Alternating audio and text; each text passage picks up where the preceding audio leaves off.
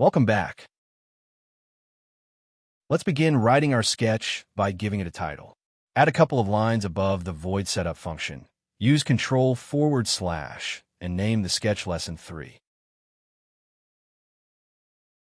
Add another commented line to create a space for variables. The circuit has only one LED on pin number 5. Let's create a variable for our LED.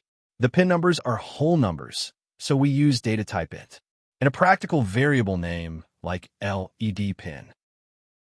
Next, create a variable for the delay time.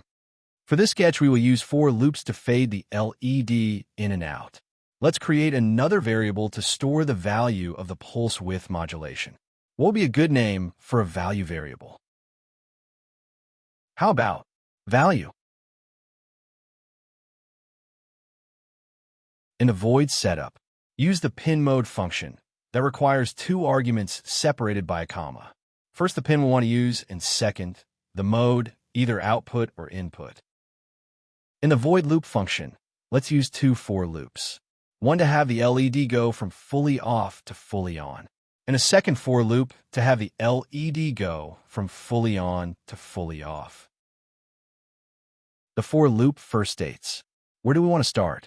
In this loop, we want to start at 0, so we use value equals 0. Next, we want to decide when the loop should finish.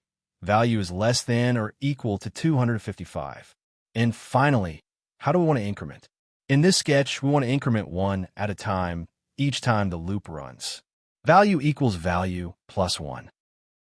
Now we need to decide what will happen each time the loop runs. We want to increase the brightness of the LED each iteration of the loop. To increase the PWM value, we use analogWrite that also requires 2 arguments, LED pin and value. Let's add our delay into the loop as well. The for loop to decrease the brightness is just the reverse of the first for loop.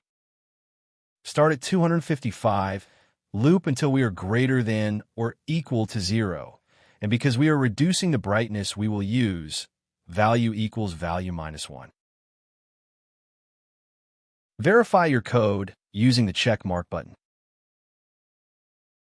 Make sure you have Arduino UNO selected as your board and the port with USB checked. Now, click the arrow button to upload the code to the microcontroller. The LED is now going from fully off to fully on in a loop. If your LED is not behaving the way you expect, but your code compiled with no errors, let's write some debugging code. Open the serial communication serial.begin 9600 in the void setup function.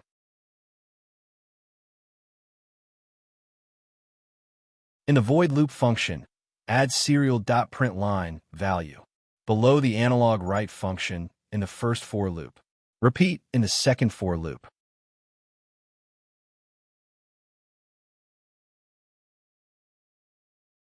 Upload the sketch. If you see the numbers in the serial monitor going from 0 to 255 and back to 0, your code is most likely correct. Check that your circuit connections are correct. Thanks for watching. If you have any questions, reach out to your instructor or click the chat button on the screen for help. See you in the next lesson.